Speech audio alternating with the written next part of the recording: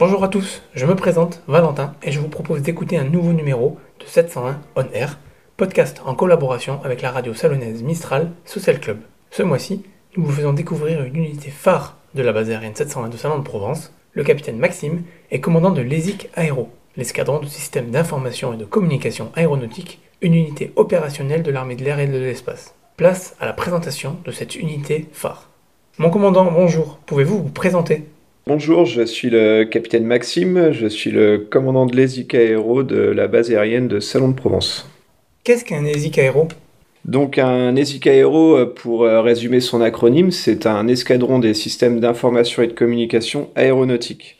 Concrètement, l'ESIC Aéro, c'est une unité opérationnelle de l'armée de l'air et de l'espace, plus particulièrement du CFA, et l'ESIC Aéro assure la mise en œuvre et le soutien des matériels SIC Aéro de son périmètre. Pouvez-vous me parler de vos missions ? L'objectif principal de l'unité, c'est de fournir des liaisons radio avec les aéronefs militaires, mais également l'assistance à des aéronefs en détresse. Elle offre aussi également des outils d'aide à la navigation pour ces aéronefs. Et enfin, elle contribue à la détection de l'espace aérien national. Donc concrètement, les missions de l'ESIC Aéro s'inscrivent pleinement dans le cadre des opérations du ministère des Armées. Donc l'ESIC Aéro est un maillon essentiel par son activité permanente et unique au profit des aéronefs militaires et civils. À quoi ressemble une journée type à l'ESIC Aéro ? Une journée type à l'ESIC Aéro, ça commence déjà par ce qu'on appelle nous une ouverture terrain. Donc une ouverture terrain, c'est de s'assurer que nos moyens, qu'ils soient radio, radar et aide à la navigation, sont opérationnels. Si c'est pas le cas, on rend compte au chef de quart de la tour de contrôle, donc de l'ESCA, et celui-ci arrange ses missions entre guillemets en fonction des moyens disponibles. Ensuite, au quotidien, les techniciens assurent le maintien en condition opérationnelle des moyens.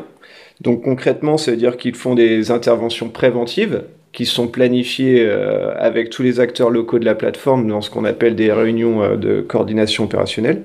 Ils sont amenés également à faire des interventions curatives lorsque le matériel tombe en panne et qu'un dépannage est nécessaire. Également, l'ESIC Aéro répond donc par rapport à son expertise SIC Aéro aux différentes sollicitations des acteurs de la plateforme, mais pas que. On est un point d'entrée privilégié pour la BAMA SIC et l'état-major de l'armée de l'air et de l'espace en apportant une expertise locale afin de conduire le changement des équipements SIC Aéro, c'est-à-dire préparer le futur sur des nouveaux projets.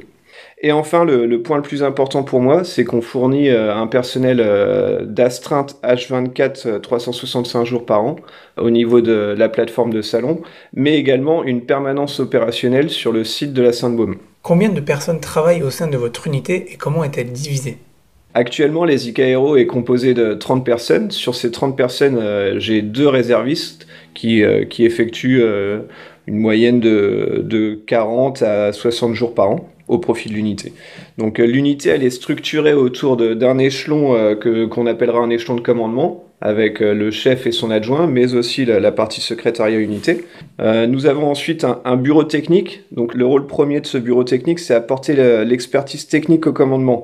Donc pour assurer tout ce qui est suivi de formation du personnel, planification des interventions techniques. Et aujourd'hui, un point marquant pour nous, c'est l'arrivée de 2 personnels logisticiens. Ces personnels, ils s'inscrivent dans le cadre d'un projet du CFA, et il s'agit du projet Vasco. Donc ce projet a pour objectif de ne traiter qu'avec un industriel unique. Celui-ci, à son tour, est responsable de l'ensemble des industriels qui sont en charge du maintien en condition de nos équipements. Il s'agit de ce qu'on appelle, nous, la verticalisation du soutien du SCOA. Et enfin, pour la partie vraiment la plus technique, l'ESIC Aéro comporte 2 divisions techniques, une à Salon de Provence et une à la Sainte-Baume. Et ces divisions, en fait, sont constituées de techniciens qui interviennent directement sur le matériel. Qu'est-ce qu'un ESIC Aéro ? Déjà, pour résumer, il est bon d'expliquer son acronyme. Donc, c'est un escadron des systèmes d'information et de communication aéronautique. Donc, l'ESIC Aéro, c'est une unité opérationnelle de l'armée de l'air et de l'espace, et plus particulièrement du CFA, donc le commandement des forces aériennes, qui assure la mise en œuvre et le soutien des matériels SIC Aéro de son périmètre. Peut-on savoir jusqu'où s'étend votre champ d'action ? Le champ d'action de l'ESIC Aéro comprend donc forcément la base aérienne 701 de Salon de Provence, avec ses nombreux équipements mis à disposition. On travaille aussi également dans le Grand Luberon, qui est un centre émission et réception radio déporté. En effet, ce qui est important de prendre en compte, c'est que la base aérienne de Salon-de-Provence est cerclée d'un relief assez important. Et pour permettre à nos contrôleurs d'avoir la couverture radio nécessaire sur l'ensemble de leur zone de travail, nous sommes obligés d'avoir des centres émissions et réception radio déportés. Donc le premier, c'est le Grand Luberon, et le second, c'est celui de la Sainte-Baume. La Sainte-Baume a également la particularité, donc en plus d'être lui habité, mais aussi de mettre à disposition des moyens radars au profit de la PPS aérienne. Donc la PPS, c'est la posture permanente de sûreté aérienne. C'est une des missions permanentes de l'armée de l'air. Et concrètement, que fait votre personnel à la Sainte-Baume ? Alors si on prend l'aspect purement métier SIC Aéro, le personnel de la Sainte-Baume exerce exactement le même travail qu'un technicien SIC Aéro sur une plateforme aéronautique. Cependant, la particularité de la Sainte-Baume, c'est que ce site est implanté à plus de 1000 mètres d'altitude et qu'il est isolé de la base aérienne de Salon-de-Provence à laquelle il est rattaché.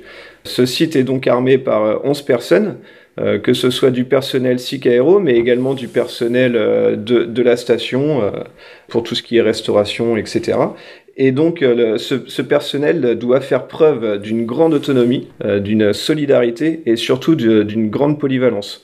La particularité pour ce site, c'est qu'il est habité, donc, comme je vous le disais, en permanence et des permanences opérationnelles sont montées H24, 365 jours par an. Pouvez-vous me parler de la mission Héphaïstos, mission que vous assurez toute l'année ? Héphaïstos, c'est une mission qu'on assure tous les ans sur la période estivale.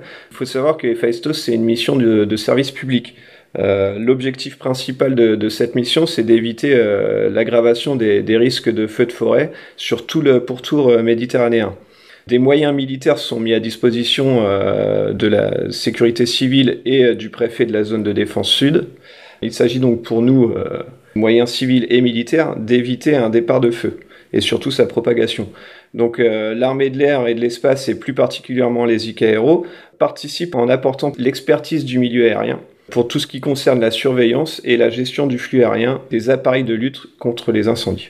Nous en parlions en aparté avant cet échange, il faut toute une armée pour faire voler un avion. En quoi les ICAO est-elle une unité indispensable ? Oui, en effet, je vous avais parlé de cette phrase qui est forcément pas la mienne, tout le monde la connaît, toute une armée pour faire voler un avion. Du coup, l'armée de l'air et de l'espace garantit par ses différents moyens SIC Aéro ce qu'on appelle la souveraineté de l'espace aérien. Pour arriver à cette souveraineté, les ICAO met à disposition des moyens de détection, d'identification des aéronefs et de contrôle.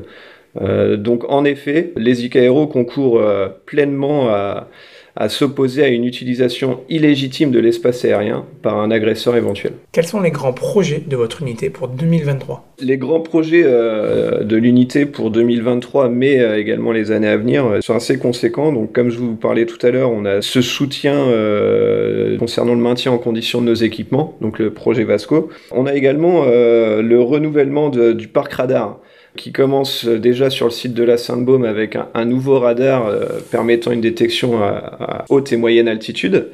Donc son nom militaire, c'est le GM 403, le Groundmaster. Ensuite, on a également à plus long terme, horizon 2027-2028, le remplacement de notre radar sur la plateforme de Salon-de-Provence. Donc le nom est le Centaure et son successeur s'appellera le Star NG. Faut savoir que des radars comme ça, quand ils sont mis en place pour environ une quarantaine d'années. Donc aujourd'hui, on apporte une grosse expertise sur le choix de son implantation physique et les différentes caractéristiques pour répondre au mieux à nos missions. On a également la rénovation complète de la tour de contrôle de Salon-de-Provence qui arrivera également à l'horizon 2027. Donc ça s'appelle le projet CLA 2000. Et enfin, chose non négligeable, c'est que tous ces projets ils s'inscrivent dans un renouveau, j'ai envie de dire, de la base aérienne au niveau plateforme aéronautique et formation de nos élèves officiers pilotes avec le projet Mentor.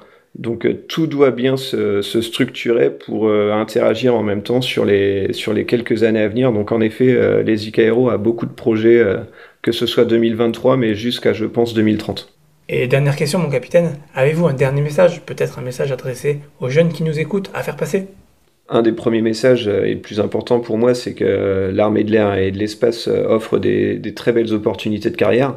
Comme là, je vous l'ai expliqué avec les projets, on se rend compte qu'actuellement, on est en pleine phase de renouveau de nos moyens qui vont coller de plus en plus à ce qu'on peut retrouver dans le civil, qui pourrait donner du coup envie à certains d'embrasser la carrière de militaire. Point important à souligner, c'est que les IKRO concourent directement à la projection de force sur les théâtres extérieurs. En effet, on est ce qu'on appelle, nous, un second cercle au profit de la projection. C'est-à-dire qu'il y a une unité de l'armée de l'air qui est spécialisée dans la projection SIC et nous apportons un soutien en termes RH et apportons notre expertise technique aux besoins.